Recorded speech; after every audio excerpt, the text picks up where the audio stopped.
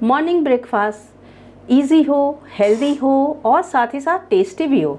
तो फ्रेंड्स, आज की रेसिपी ये आपके लिए है। तो अस्सलाम वालेकुम फ्रेंड, आज जो मैं ब्रेकफास्ट की रेसिपी आपको देने जा रही हूँ, एक लाजवाब रेसिपी है, बहुत हेल्दी, बहुत मज़े की और बहुत आसानी से बनने वाली है। आप इसे टिफ़िन में भी ले जा सकते हैं, आप इसे ब्रेकफास्ट के अलावा लंच डिनर में भी ले सकते हैं और मज़े की इतनी है कि आप इसका जायका भुला नहीं पाएंगे। बहुत जल्दी बन जाती है, बहुत कम चीज़ों में और घर में किचन में रखे हुए सामान से ही बनेगी। बस 2 चीज़ों से हम इसे बनाएंगे। इजी हेल्दी ब्रेकफास्ट की रेसिपी मेरे चैनल पे बहुत सारी हमने आपके साथ शेयर की है फ्रेंड्स, आप इसे चेक करके देख सकते हैं। तो चलिए रेसिपी शुरू कर लेते हैं। सबसे पहले हमने सूखे नारियल का एक टुकड़ा ले लिया है, ये वज़न में तकरीबन 20-25 ग्राम होगा और इससे हम स्लाइस कर लेंगे। और स्लाइस करने के लिए हमने एक पीलर का इस्तेमाल किया है, तो इससे बहुत आसानी से स्लाइस हो जाता है। तो इस तरह से नारियल के पतले पतले स्लाइसेस हमने निकाल लिए और अब हम गरम करेंगे 3 कप करीब पानी। तो हमने एक बर्तन में ले लिया है और पानी को बॉयल करेंगे। तो जब पानी बॉयल हो जाए तो इसे हम नीचे उतार लेते हैं और फिर उसमें डाल देते हैं अपने स्लाइस किए हुए नारियल के टुकड़े। इसे 2-3 मिनट तक ढक करके रखेंगे ताकि नारियल सॉफ्ट हो जाए।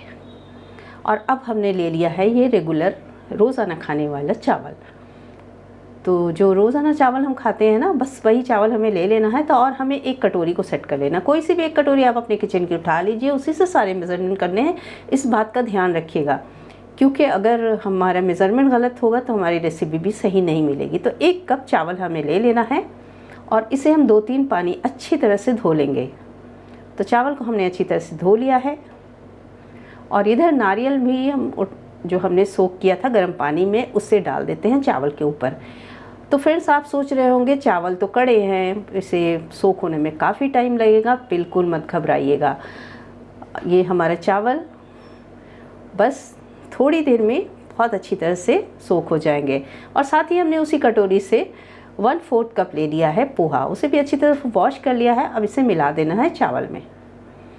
तो पानी चूँकि गर्म है तो पोहा भी अच्छी तरह सोक होगा, चावल भी अच्छी तरह सोक होगा, नारियल भी अच्छी तरह सोक होगा। अब हम सभी चीज़ों को मिक्स कर लेते हैं और इसे ढक करके हम रखेंगे थोड़ी देर के लिए। तो इसे बस 10 मिनट हमें सोक करना है, उतनी देर में चावल अच्छी तरह सोक हो जाएंगे, नारियल और पोहा भी।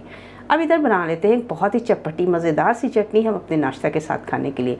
तो हमने तेल को गर्म किया है, उसमें 1/2 टीस्पून हमने डाले हैं ब्लैक मस्टर्ड यानी कि राई के दाने, 1 टीस्पून हम डाले उड़द की दाल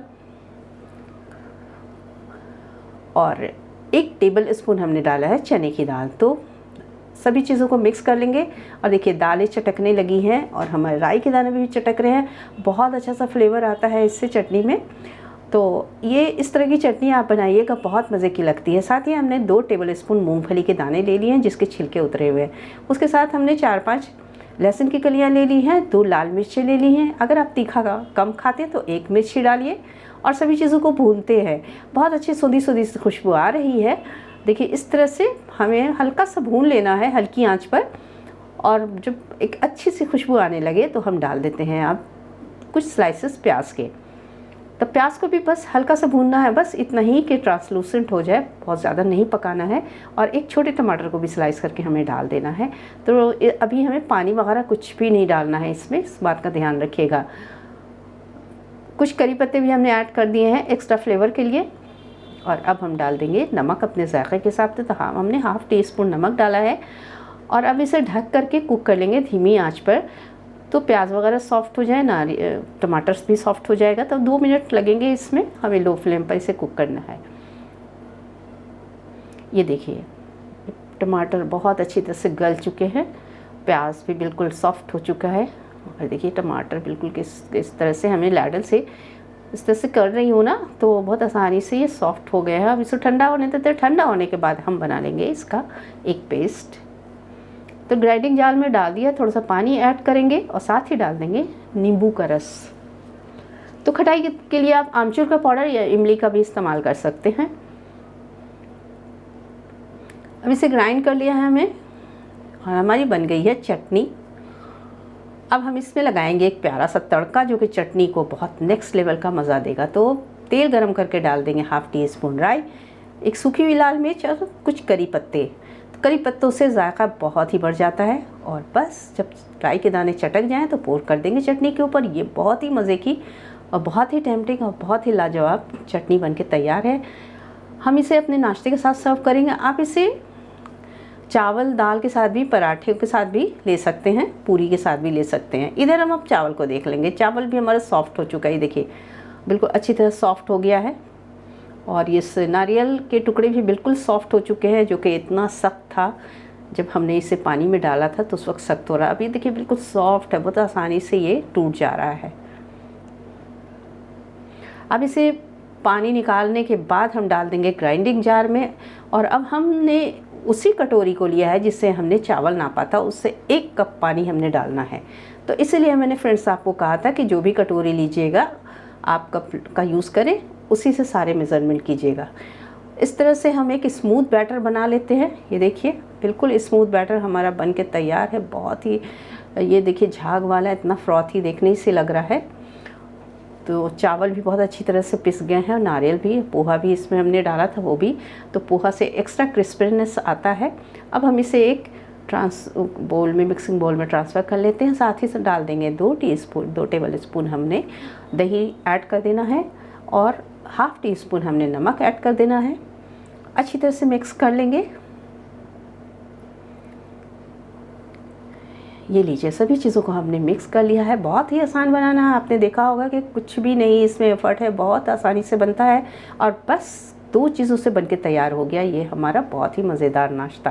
तो अब हमने ले लिया है फ्रूट सॉल्ट। तो हमने 1 टीस्पून यानी कि 1 टीस्पून से थोड़ा कम फ्रूट सॉल्ट हमने डाल दिया है बैटर में, अच्छी तरह से मिक्स कर लिया है। अब एक पैन को या तवा को हम गरम करेंगे, उसमें कोई तेल नहीं डालना है और बिल्कुल हल्का गरम जब हो जाए तो हम उस पर अपने बैटर को डालेंगे। हमने 1.5 लाडल करीब बैटर को डाला है और हल्के हाथों से फैलाया है, बहुत हल्के हाथों से थोड़ा सा फैलाया है। लो मीडियम फ्लेम है, लो मीडियम हमारा फ्लेम के ऊपर इसे पका लेना है। और ये देखिए ये ड्राई होने लगा तो बस ये हमारा तैयार हो गया नाश्ता। आप इसे सेट डोसा बोल सकते हैं, अप्पम भी बोल सकते हैं। तो ये तैयार हो गया हमारा सेट डोसा। दूसरा बना लेते हैं इसी तरह से। कितना इजी और कितना आसानी से बनता है कि इसे बच्चे भी बना ले और बहुत मज़ा आता है बनाने में, क्योंकि बहुत ही आसानी से बनता है, कोई मेस नहीं, कोई झंझट नहीं, और इजीली बनता है। और सबसे बड़ी बात यह है कि बहुत हेल्दी नाश्ता है और टेस्ट भी बहुत अच्छा होता है। ये देखिए आपके इसकी जालियाँ देख रहे हैं, तो इतना ही लाइट और फ्लफ़ी बनता है ना कि खाने में बस मज़ा ही आ जाए। अगर आप टिफ़िन में दें तो बच्चा पूरा टिफ़िन चट करके आएगा। तो इस तरह से सारे अप्पम हमने बना लेने हैं। 1 कटोरी आटे से हमने 6 से 7 अप्पम या सेट डोसा बनाए हैं। आप देख रहे हैं कितना जालीदार और कितना स्मूथ बना है ये। तो ये हमारा हेल्दी सेट डोसा बन के तैयार है। ये देख रहे हैं आप कितना लचीला, कितना इलास्टिक है और कितना सॉफ्ट है। तो ये ईज़िली बन जाता है, आप इसे ज़रूर ट्राई कीजिएगा। और इस तरह की नाश्ते की कई रेसिपी हमने अपने चैनल पर डाली हुई है, आप इसे जाके चेक कर लीजिए और इस तरह अपने रोज़ाना के मेनू में शामिल कर लीजिए। तो ये इतना सॉफ्ट और फ्लफ़ी है, देखिए मैं इसे दबा भी रही हूँ तो टूट नहीं रहा है। और चटनी के साथ ये बहुत लाजवाब लगता है। आप इसे नॉनवेज करी के साथ भी खा सकते हैं, ये चिकन या मटन के साथ बहुत ही अच्छा लगता है सेट डोसा, या आप किसी वेज करी के साथ भी खाएँ तो बहुत अच्छा लगता है। अभी तो मैंने इसे पीनट चटनी के साथ सर्व किया है। तो फ्रेंड्स रेसिपी कैसी लगी हमें ज़रूर बताइएगा। मैं इसी तरह की रेसिपी लेके आती रहती हूँ। फिर मिलूँगी आपसे बहुत एक अच्छी सी प्यारी सी रेसिपी के साथ। Thanks for watching.